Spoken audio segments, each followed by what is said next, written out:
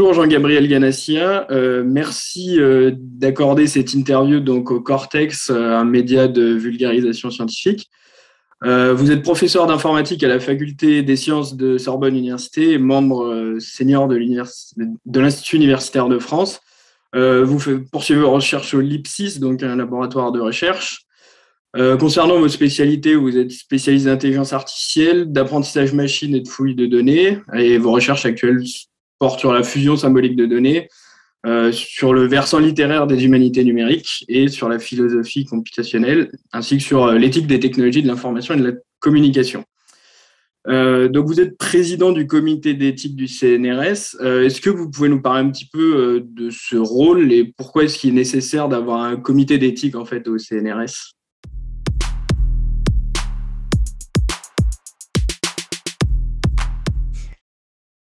Alors, je suis désolé de vous décevoir un tout petit peu, mais je ne suis plus président du comité d'éthique. J'ai des informations à la fin du mois de septembre dernier.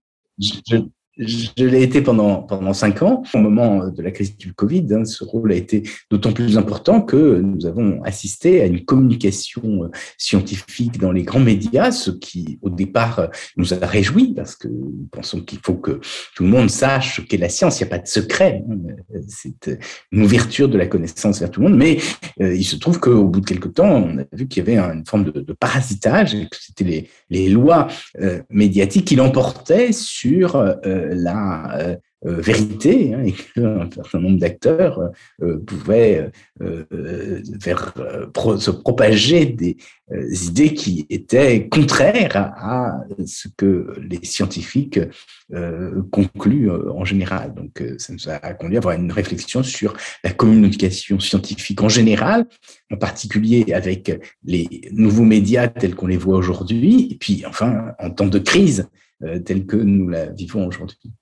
Alors peut-être pour répondre implicitement à une autre question, c'est est-ce que, ayant quitté la présidence du comité d'éthique du CNRS, j'arrête d'aborder ces questions d'éthique? Non, parce que d'abord je suis membre du comité pilote d'éthique du numérique, sous l'égide du CCNE. C'est un comité qui a pour vocation de réfléchir aux conséquences des applications du numérique, de l'informatique dans la vie de tous les jours. Par exemple, je pilote dans ce cadre-là un petit groupe de travail sur la reconnaissance faciale, comportementale et posturale, les conséquences que ça peut avoir pour la protection de la vie privée, et en même temps, bien sûr, les opportunités que cela offre pour la sécurité des citoyens, pour l'authentification plus rigoureuse. Je préside 2 autres petits comités d'éthique, l'un qui a été mis en place par Pôle emploi, car ils ont un certain nombre d'applications de l'intelligence artificielle, mettre en rapport des employeurs et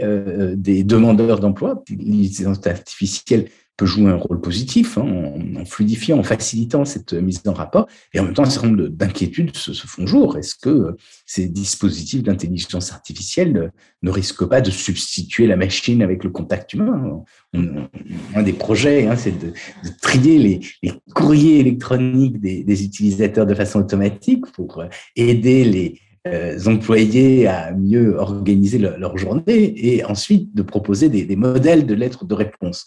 Donc, si ça se fait sous supervision humaine, c'est tout à fait positif. Mais si tout d'un coup l'homme s'absente et que la machine reçoit les courriers, les lit et répond, on rentre dans une dystopie tout à fait terrifiante.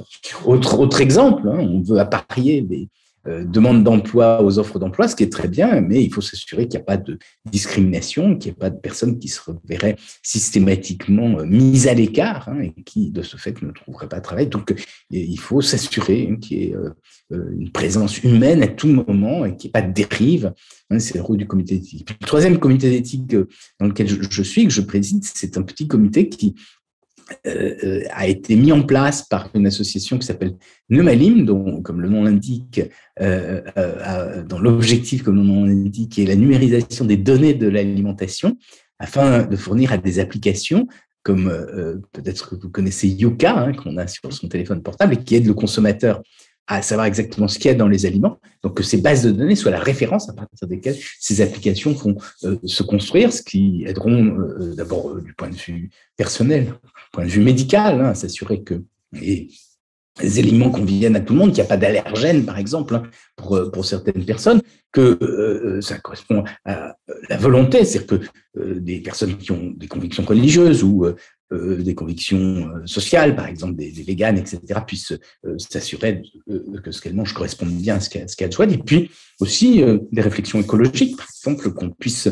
avoir des éléments sur la traçabilité des aliments, hein, pour en savoir exactement l'impact carbone, hein, et afin d'avoir une conduite la plus vertueuse possible pour les citoyens. L'éthique, il y a un aspect, on va dire, philosophique un peu dans nos travaux entre l'informatique et la philosophie. À première vue, on pourrait se dire que ces domaines sont peut-être un peu éloignés, même si maintenant, avec l'intelligence artificielle et les choses comme ça, on se rend bien compte qu'il y a des dérives possibles et le grand public s'en rend peut-être plus compte. Moi, j'aurais simplement une petite question pour commencer. Comment est-ce qu'on devient à la fois chercheur en informatique et en philosophie? Parce que en général, on présente les philosophes, on présente les informaticiens, mais c'est rarement mis en relation comme spécialité, on va dire, pour une même personne peut-être. Donc,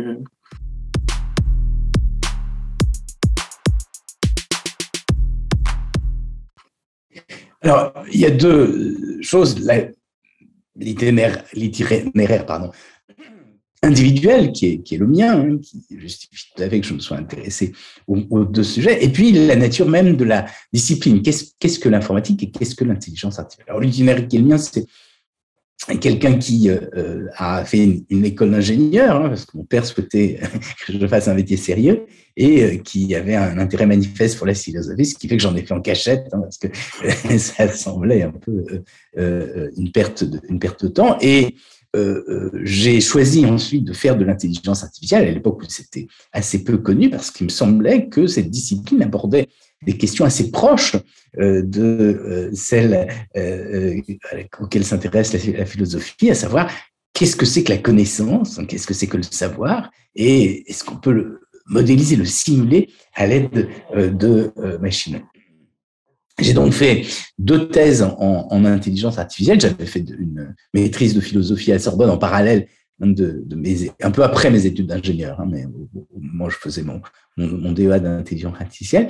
Et donc cet intérêt pour la philosophie ne m'a pas quitté, mais j'ai donc fait 2 thèses sans mentionner cette activité philosophique dans le cours de mes études. Donc, la première thèse, c'était sur les systèmes à base de connaissances. Vous voyez que, bien sûr, cette question, cette modélisation du raisonnement était très présente. Et puis, la deuxième, sur l'apprentissage symbolique, donc une partie de l'apprentissage machine, à l'époque où il y avait peu de gens qui travaillaient sur le sujet. Et puis ensuite, donc, j'ai été nommé prof à ce qu'on appelait à l'époque Jussieu, hein, aujourd'hui c'est la faculté des sciences de Sorbonne Université, et j'ai une petite équipe de recherche sur les questions d'intelligence artificielle dans le laboratoire d'informatique de cette université. Et en parallèle, j'ai été nommé à la direction du département sciences pour l'ingénieur du CNRS, qui recouvrait entre autres l'informatique.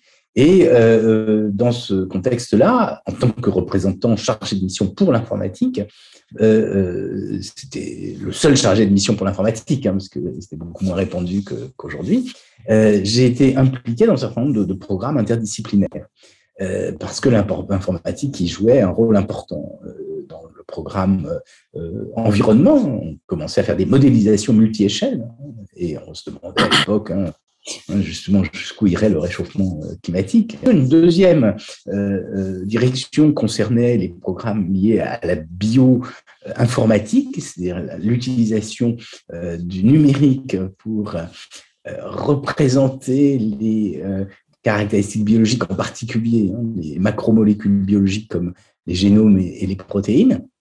Et puis une troisième concernait les sciences cognitives. Et à l'époque, il y avait un très grand scientifique qui s'appelait Jean-Pierre Changeux, qui s'appelle toujours Jean-Pierre Changeux d'ailleurs, mais qui a sorti un rapport sur les sciences cognitives, et de façon un peu imprudente, je m'étais permis de souligner l'aspect très centré sur les neurosciences, et j'avais insisté sur le fait que les aspects cognitifs étaient lié à la fois aux sciences de l'homme et de la société, et puis d'autre part à l'informatique, qui permettait de modéliser les différents processus cognitifs.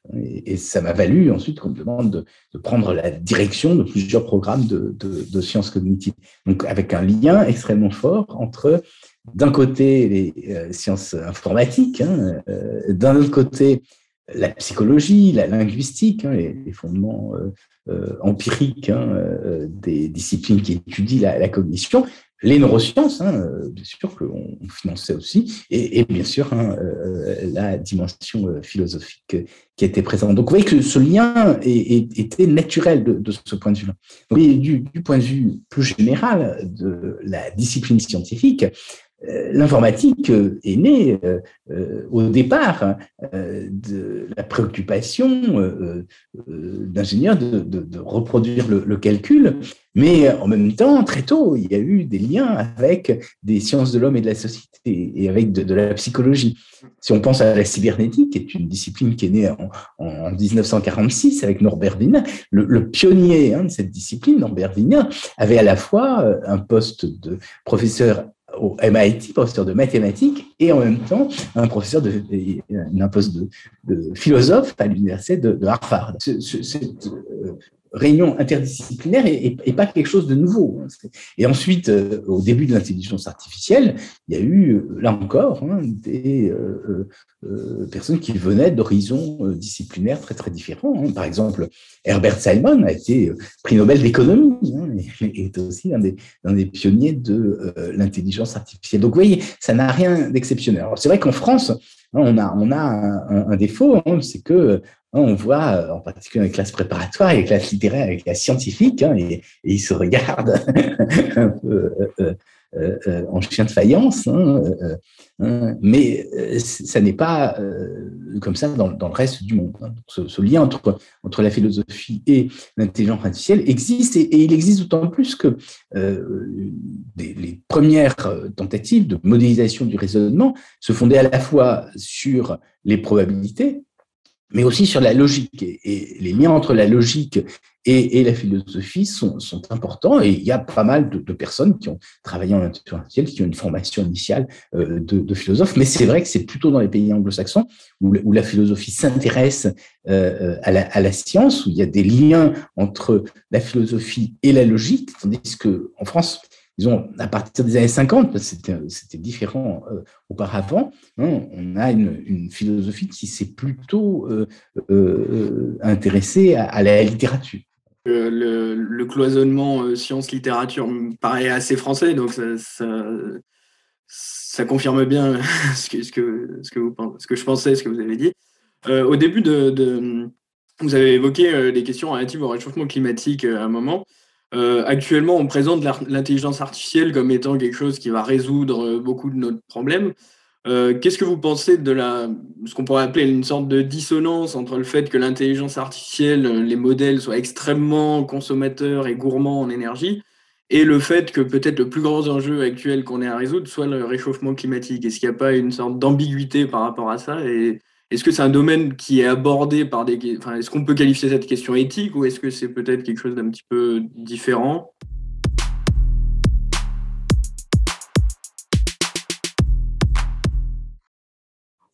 Non, vous avez tout à fait raison.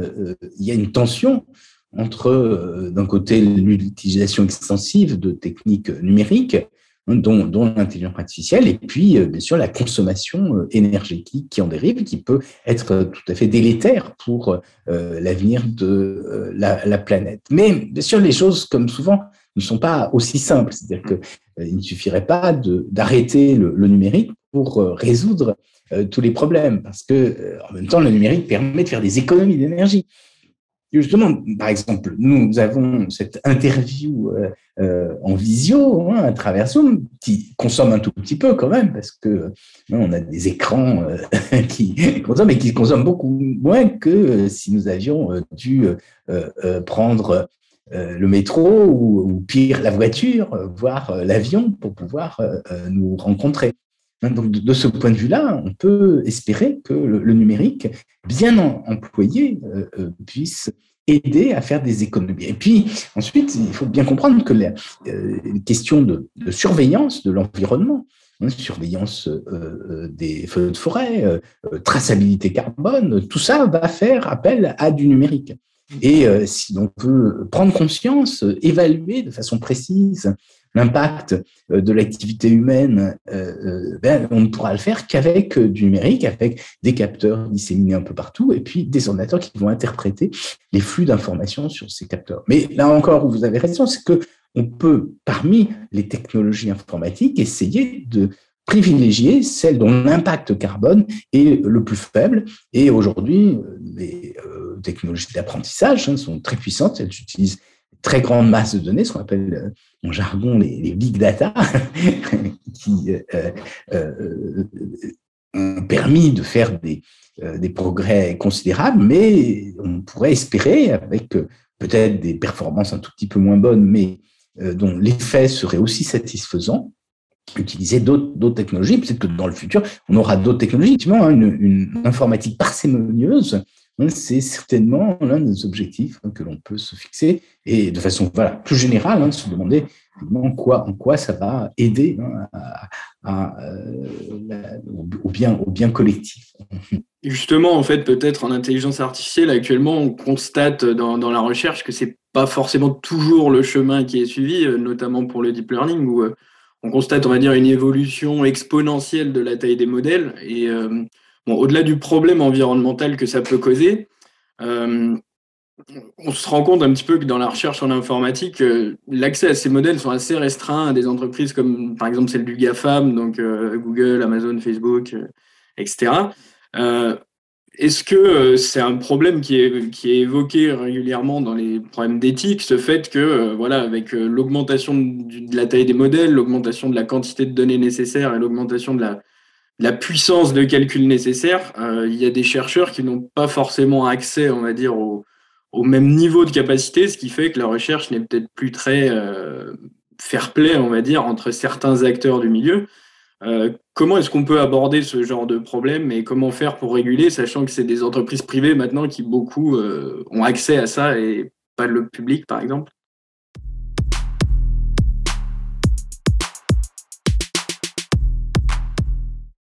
Oui, vous avez tout à fait raison. Il y a des enjeux de pouvoir qui sont majeurs. Un grand écrivain de science-fiction, Ray Bradbury, on demandait dans les années 50 est-ce qu'il avait peur des robots. Il répondait qu'il ne craignait pas vraiment les robots, mais il craignait les hommes qui étaient derrière les robots. On pourrait dire la même chose avec l'intelligence artificielle. L'inquiétude, ce n'est pas tant que les machines prennent le pouvoir elles-mêmes. Elles n'ont pas de volonté propre, mais en revanche, elles sont instrumentalisées et ceux qui ont le pouvoir et qui les utilisent, bien sûr, peuvent avoir des objectifs qui sont propres et qui sont différents, bien sûr, de ceux de la majorité de la population et qui sont surtout différents des objectifs des États. Ce sont des puissances vraiment considérables de ce point de vue-là, et je crois que ça fait partie des grands enjeux politiques du futur. Il faudra savoir ce qu'on veut faire. Et comme vous le dites tout à fait justement, ils essayent de nous convaincre que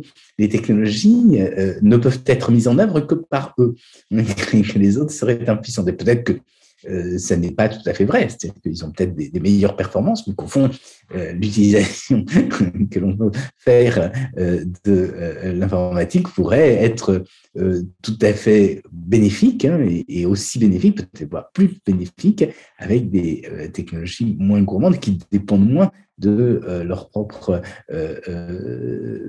dispositifs, de leurs propres données.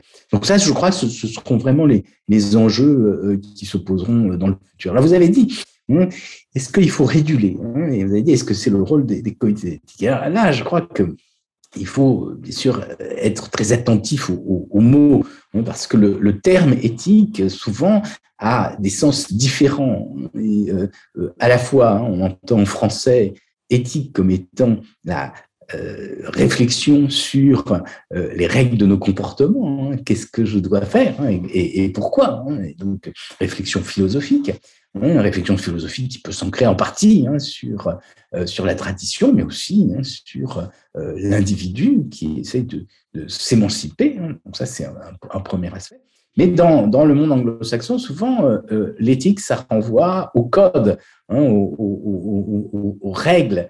Et à ce moment-là, ce qu'on appelle l'éthique, c'est la régulation, c'est-à-dire non seulement un certain nombre de lois, mais la loi, ça relève du Parlement, de la souveraineté, une décision politique. Mais l'idée, effectivement, avec la régulation, souvent, c'est que on a affaire à des décisions qui sont prises par des comités de spécialité avec des compromis entre des acteurs différents. Et bien sûr, je crois que l'un des dangers du futur, c'est justement que nous arrivions à des régulations qui échappent aux individus, qui échappent aux institutions démocratiques et qui s'imposent à nous par devers nous. Et on voit bien d'ailleurs que beaucoup de ces grands acteurs de l'Internet, qui en même temps sont les responsables, on pense à Facebook par exemple, de tous les maux que nous vivons aujourd'hui, sont en même temps ceux qui aspirent à mettre en place de l'éthique, parce qu'ils nous expliquent qu'ils sont généreux, qu'ils sont formidables, qu'ils font tout pour notre bien. Et je crois que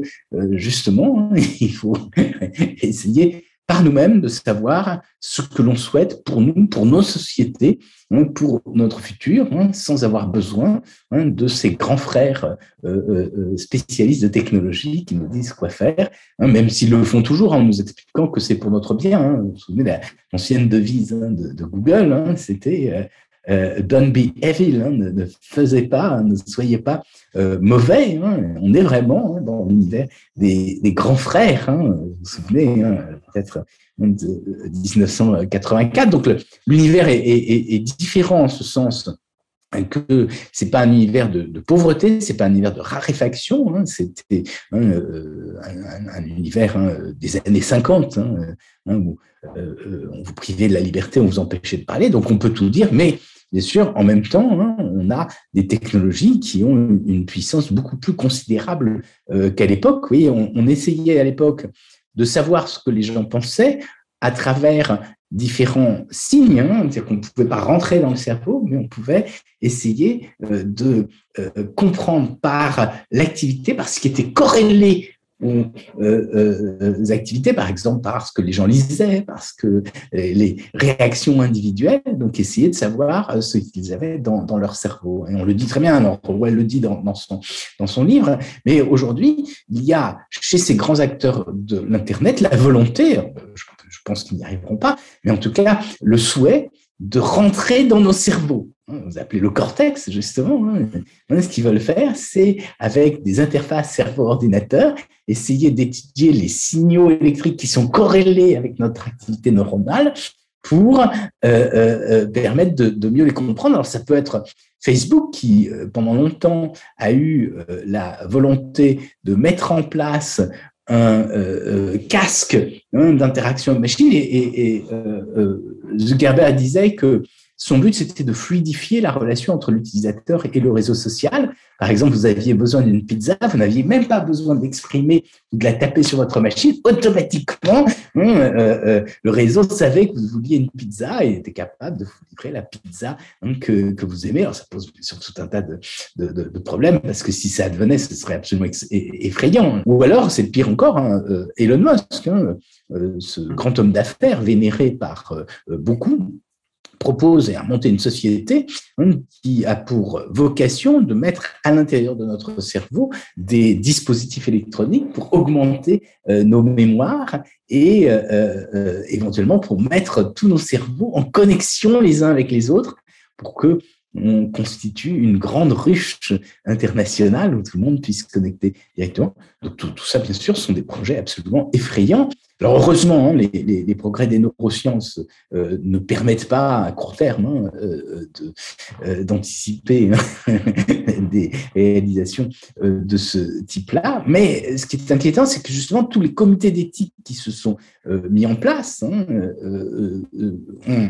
édicté tout un tas de réglementations extrêmement contraignantes, mais aucun ne s'est permis de dénoncer des projets de cet ordre-là.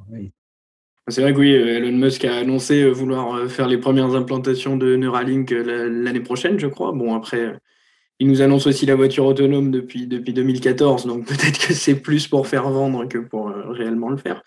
Mais en fait, ces problèmes d'éthique, ils sont donc propres à la recherche, mais est-ce qu'ils sont propres vraiment à la recherche publique? Est-ce que est-ce que les entreprises le font vraiment? Vous avez répondu en partie, mais est-ce qu'on pourrait pas peut-être comparer ça à du greenwashing dans un sens de la part des entreprises, comme Facebook qui nous dit que sa priorité c'est l'éthique, alors qu'on se rend compte qu'il y a eu quand même beaucoup de scandales par rapport à ça et que ça semble ne pas être fini, au moins en interne, d'après des choses qui peuvent fuiter. Donc, on peut malheureusement parfois envisager que le profit, par exemple, soit plus important que l'éthique sur certains sujets.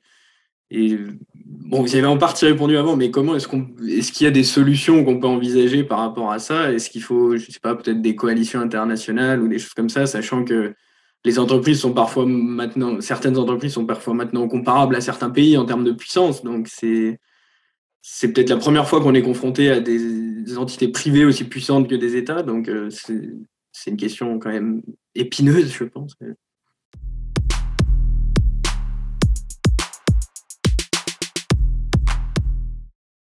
Alors, c'est effectivement une question épineuse. Je pense que vous avez employé un thème qui mérite discussion et réflexion. Vous avez parlé de greenwashing. Dans ce cas-là, il s'agit, pour une entreprise privée qui a une activité qui est polluante, de prendre un certain nombre de mesures qui laissent entendre de l'extérieur qu'ils vont avoir un comportement vertueux. Dans le cas de l'éthique, je pense qu'on va plus loin, c'est-à-dire qu'il ne s'agit pas simplement pour les entreprises de nous expliquer qu'elles ont un comportement vertueux, mais il s'agit d'être à l'origine de la morale, c'est-à-dire qu'ils veulent avoir une emprise telle que c'est eux qui vont édicter les règles. Je vais vous donner un exemple précis. Aujourd'hui, les États non plus la puissance, en tout cas les États européens, et l'État américain aussi, les États occidentaux, qu'ils avaient auparavant pour établir une censure. Le terme censure lui-même, d'ailleurs, nous choque, parce que on voudrait communiquer tous librement. On n'accepte pas la censure. Et en même temps, il y a des propos qui sont diffamatoires, qui ont des incitations à la violence, qui méritent d'être condamnés, qui d'ailleurs ne sont pas permis légalement. Mais les flux d'informations qui passent par les réseaux sociaux ne permettent pas aux États de les contrôler. D'autre part, les différents acteurs qui sont capables de disséminer ce type d'informations souvent sont extraterritoriaux. Donc, les États n'ont plus la capacité d'établir cette censure ou alors que ce soit la censure a priori pour interdire que l'on diffuse ces informations ou la censure a posteriori qui va punir les personnes qui se sont livrées à des disséminations d'informations de ce type-là. Et donc, la tentation est grande, et c'était ce qu'avait fait la loi Avia, de confier à ces grands opérateurs qui eux-mêmes diffusent l'information la responsabilité de filtrer les informations elles-mêmes. Et bien sûr, ces opérateurs souhaitent le faire parce que ça leur donne un pouvoir considérable, parce que c'est eux qui vont décider. Ils vont avoir une puissance plus importante que les États, c'est eux qui vont nous dire ce qui est le bien, ce qui est le mal. Donc, vous voyez que ça va au-delà de l'éthique washing, c'est eux qui vont faire l'éthique, c'est au fond, c'est eux qui vont être à l'origine de la loi morale. Nous avions les églises, nous avons eu les États, et nous allons avoir maintenant Facebook ou Twitter. Je crois que, bien sûr, il faut s'opposer à cela parce qu'il y va de notre liberté collective, il y va notre autonomie. Mais du coup, comment faire? Parce qu'en même temps, on ne peut pas se dire, on leur demande de ne rien réguler du tout sur leur plateforme, ce qui peut parfois mener à des... On peut par exemple citer l'exemple de Telegram où il y a beaucoup de groupuscules, par exemple néo-nazis ou des choses comme ça qui sont régulièrement signalées et qui ne peuvent pas être contrôlées puisque le principe c'est un peu que le réseau ne soit pas modéré. Mais en même temps, on peut pas non plus laisser faire. Donc c'est vrai qu'on peut pas forcément un État par exemple ne peut pas intervenir pour dire qu'il faut pas faire ça et en même temps on peut pas confier ça à la plateforme qui aurait une trop grande puissance. Donc voilà, mais je pense que vous touchez bien les points importants. Alors, d'abord, qu'est-ce qui se passe si on confie ça à la plateforme, c'est que la plateforme va avoir des règles qui, pour se couvrir vis-à-vis de la loi, seront beaucoup plus fortes que celles que peuvent avoir les États. Et donc, les États refusent de faire une censure parce que la population ne souhaite pas que les États fassent une censure parce qu'elle craint, en tout cas dans les pays démocratiques, l'emprise trop forte de l'État. Mais la finalité, enfin plus exactement, le résultat, c'est que nous allons avoir une censure beaucoup plus forte. Et qui plus est, cette censure sera automatique, elle sera algorithmique, c'est-à-dire qu'elle ne pourra pas peser les choses. Vous vous souvenez très bien de Facebook qui avait censuré un tableau de Gustave Courbet sous prétexte que c'était quelque chose de pornographique. Et on le voit tous les jours. Vous avez des censures automatiques qui sont beaucoup plus fortes que les censures humaines. Donc, moi, ce que je crois, c'est qu'il faut réclamer, il faut essayer d'assurer que les États puissent effectivement assumer leur responsabilité, qui est de faire ce travail de censure. Ça me semble vraiment quelque chose d'extrêmement important pour le futur. Voilà, donc alors, bien sûr, c'est difficile parce que c'est très coûteux. C'est pour ça que les États, souvent, ont souhaité confier cette responsabilité à ces acteurs. Mais je crois qu'il faut qu'il y ait dans la population une réflexion et une acceptation de ce genre de choses. Ça me semble vraiment pour le futur quelque chose de déterminant. Alors, vous avez parlé de Telegram. Effectivement, ce sont des nouveaux médias qui pensent s'affranchir totalement de la tutelle des États, mais est-ce que ça pose pas un problème? Nous avions eu un autre exemple aux États-Unis avec Apple qui avait refusé de donner les codes qui auraient permis à l'État américain de conduire une enquête après un crime terroriste. Est-ce que nous devons accepter ça? Je crois que c'est une question ouverte, bien sûr, c'est une question qu'il faut poser à l'ensemble de la population. Et moi, je pense que c'est une forme de régression. Et de même, si on accepte que toutes les informations puissent circuler de façon occulte et qu'il n'y a aucun contrôle, il me semble que ça met en danger la sécurité collective, à la fois parce qu'on peut avoir des terroristes, on peut avoir des mafias, on peut avoir toutes sortes d'influences étrangères qui en profitent pour prendre un pouvoir sur les citoyens. Et justement, la véritable transparence, c'est aussi, à un certain moment, d'être capable d'avoir un pouvoir qui s'impose face à un certain nombre de pratiques qui nous semblent néfastes pour la population. C'est-à-dire qu'on est dans un monde de ce point de vue-là qui est un peu difficile parce que on a effectivement une aspiration à la transparence, on a une aspiration à la vie privée, on a une aspiration à la sécurité, mais en même temps, ces trois aspirations entrent en tension les unes avec les autres. Et tout le rôle de l'éthique, c'est pas de privilégier l'une aux dépens des autres. C'est-à-dire que privilégier que la sécurité aurait des effets absolument désastreux. On imagine ce que c'est un état sécuritaire, mais privilégier uniquement la vie privée aurait aussi un effet désastreux. Ça voudrait dire qu'il n'y a pas de solidarité. Ça veut dire que il n'y a pas de protection individuelle. Et la transparence, c'est la même chose. C'est un mot qui a l'air positif, mais vivre dans un univers totalement transparent.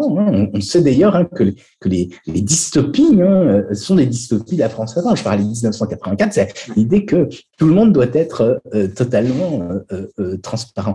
J'aurais une dernière question à vous poser, c'est par rapport en fait d'un point de vue utilisateur. Donc, c'est-à-dire qu'actuellement, on sait que pour tout ce qui est intelligence artificielle, un des nerfs de la guerre, on va dire, c'est la donnée.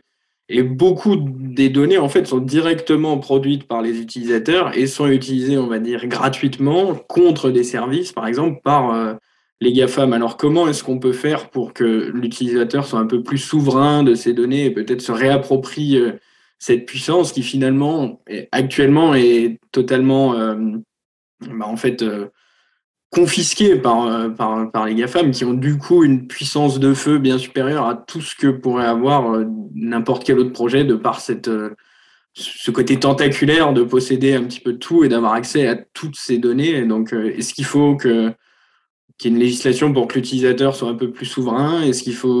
Comment est-ce qu'on peut aborder ce problème?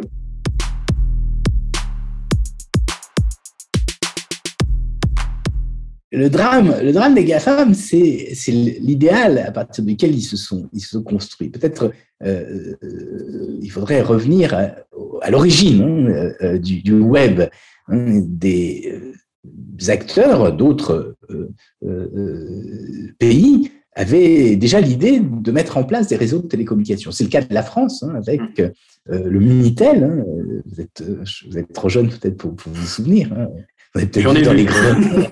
Pardon? J'en ai vu quand même, mais. Ouais, j'en avais vu, c'est ça. Et effectivement, la France était capable de faire payer les services à travers ces Minitel dans un réseau très, très centralisé. Et les opérateurs de télécommunications avaient une idée très, très claire de ce qu'ils pouvaient faire. Et puis, est né aux États-Unis un réseau totalement déstructuré qui était le réseau Internet. Il est d'ailleurs né de la volonté de déréguler et de l'éclatement du monopole de AT&T. Et donc, il y avait une bande passante très large. Et c'est comme ça qu'est né le web. Mais au début, la question qui s'est posée, c'était comment faire payer, comment gagner de l'argent avec du gratuit. Je me souviens qu'un de mes professeurs, travaillait avec lui quand on était à Orsay, c'était mon professeur et mon colloque, et puis quelques années après, je l'ai revu, et bon, il avait monté plein d'entreprises, et il m'a dit, ouais, moi, mon problème, c'est de gagner de l'argent avec du gratuit. C'est vrai que c'est curieux. La solution qu'on a trouvée, c'est de faire de la publicité. La difficulté, c'est que si on fait de la publicité, on voit rien du tout parce que on va annoncer pour toutes les marques possibles et on est perdu.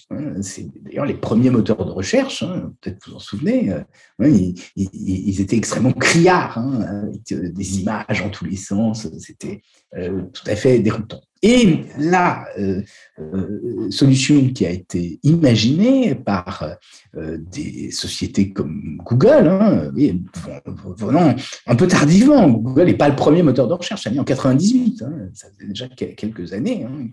C'est de se dire, on va avoir une interface très, très sobre. Ce qui caractérise Google, c'est juste une petite bande. Et là, vous posez une question et ensuite vous avez des réponses. Et vous avez l'impression que vos réponses sont totalement objectives. Puis, ce que vous ne voyez pas, mais que vous utilisez régulièrement, c'est qu'il y a une colonne à droite où vous avez des réponses supplémentaires qui ne sont pas les réponses à vos questions, mais qui sont de la publicité, c'est-à-dire qui sont corrélées aux questions que vous avez posées. Et ça a, bien sûr, un effet intéressant, c'est que cette publicité est beaucoup moins nombreuse, beaucoup plus lisible du fait qu'elle est moins nombreuse, est beaucoup plus efficace. Et elle est plus efficace parce qu'elle est ciblée. Et pour cibler la publicité, qu'est-ce qu'on va faire? On va utiliser des technologies d'intelligence artificielle qui vont induire, à partir de votre comportement passé, des requêtes que vous avez posées, des sites que vous avez visités, quels sont vos désirs. Et donc, ce qu'on fait, c'est qu'on vous profile.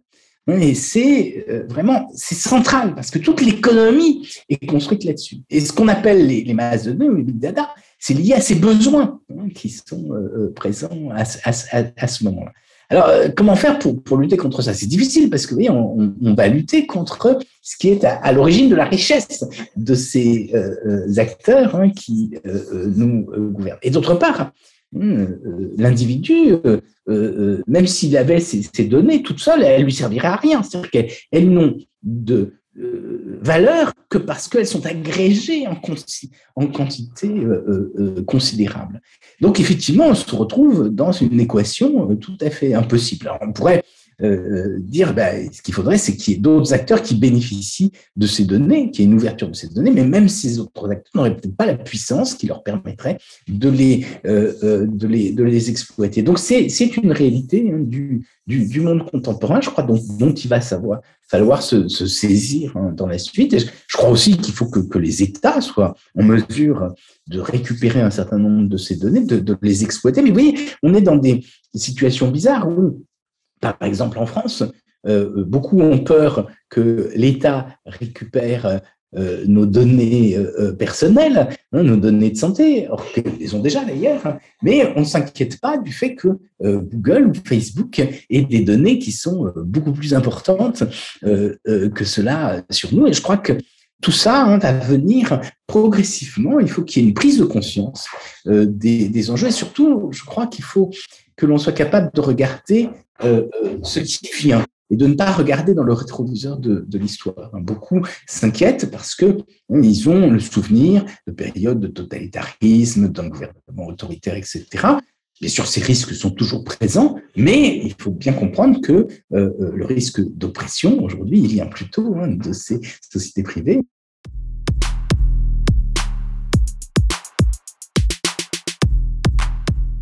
Eh ben, écoutez, moi, j'ai fini pour ce qui est de mes questions. Je ne sais pas si vous souhaitez rajouter quelque chose ou… Non, non, non, non, hein. Alors, comme vous appeliez Cortex, justement, je trouvais que c'était intéressant de parler de ces interfaces cerveau-ordinateur. Et c'est vrai que moi, ça me pose beaucoup de problèmes. Ouais. Donc, je vais sortir, hein, peut-être, je peux vous le dire tout de suite, un livre aux éditions du Seuil, hein, où j'aborde une partie de ces questions d'éthique.